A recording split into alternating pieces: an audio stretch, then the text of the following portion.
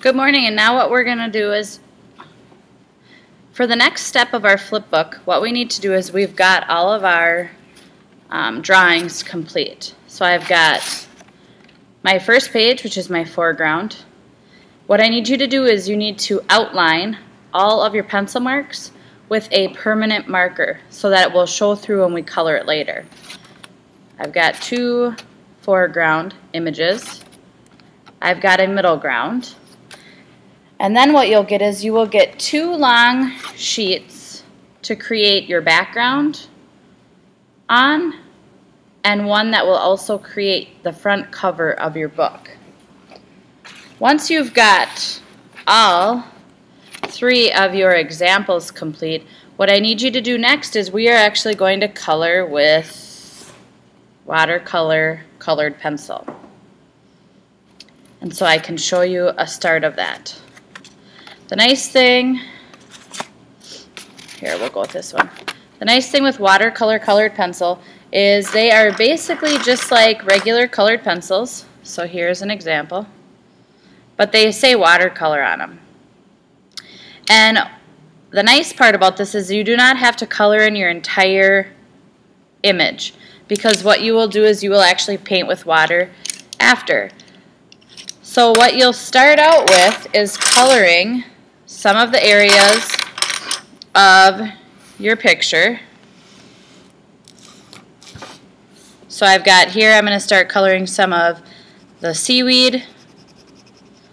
Now I can still show value, so I can still color light to dark, but I do not need to color in the whole area. So we'll go here, I'm going to do a little bit of value, and then I can get a new color. I would also suggest using black last, but I've got a little brown here. And this is my coral, and coral is usually pretty bright colors or even some pinks. So I'm going to mix a little bit of pink in here with this brown that I added. Now the paper that you have is actually a textured paper because it is a watercolor paper. So sometimes you may have to go back and forth a few times. So we'll color this area a little bit. Add a little bit of, and this is my underwater world. That's what I decided to do for my image. So I'm just going to go through and color each section. Where it says foreground, this is all getting cut out. I don't need to worry about that. Let's see. Maybe add a little red here for some darker tones.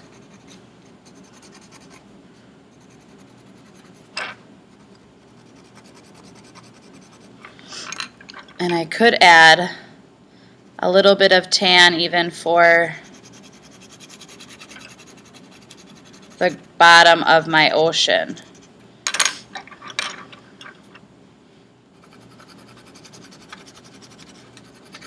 Add a little bit of blue to represent some water. And then what will happen is, the next step you do is you can take a little bit of water and you can paint with water right over all of those areas that you colored, and they will bleed out, and it'll give you a watercolor look.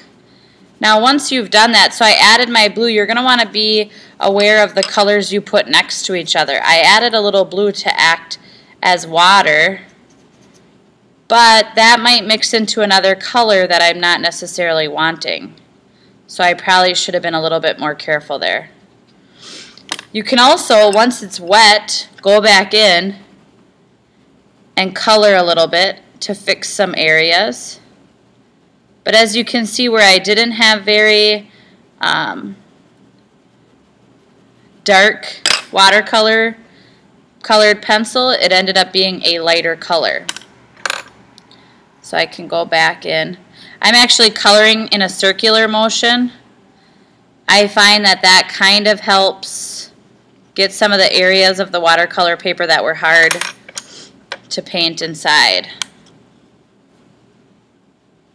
And then I can do my seaweed.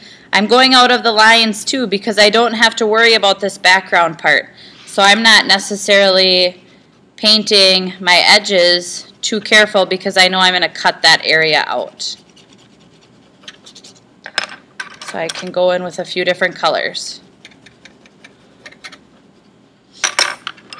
Another thing I have once you've done this is I actually have these watercolor liquid watercolors, and so what you can do is you can actually take, we'll use green, and I will let you use these to kind of also color in some of your areas. You only need a tiny bit. This goes a long way, and so it's just a liquid watercolor, and what you do is, just like anything else, any other kind of watercolors, add a little water to it, and then you can paint some of the areas. We want these to be really painterly, which means not solid colors in one area. So you're going to want to play around with mixing your different greens together, adding a little bit of color, and leaving some space for the background. You will paint all three, and then you will even paint your frame. I've got one here.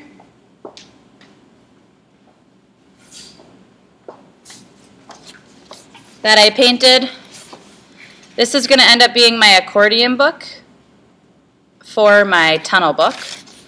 Both sides get painted, and then what will happen is you fold your accordion back up, and now you've got the sides that match your background, and then your book will go inside, and we will learn that part in the next video. Good luck.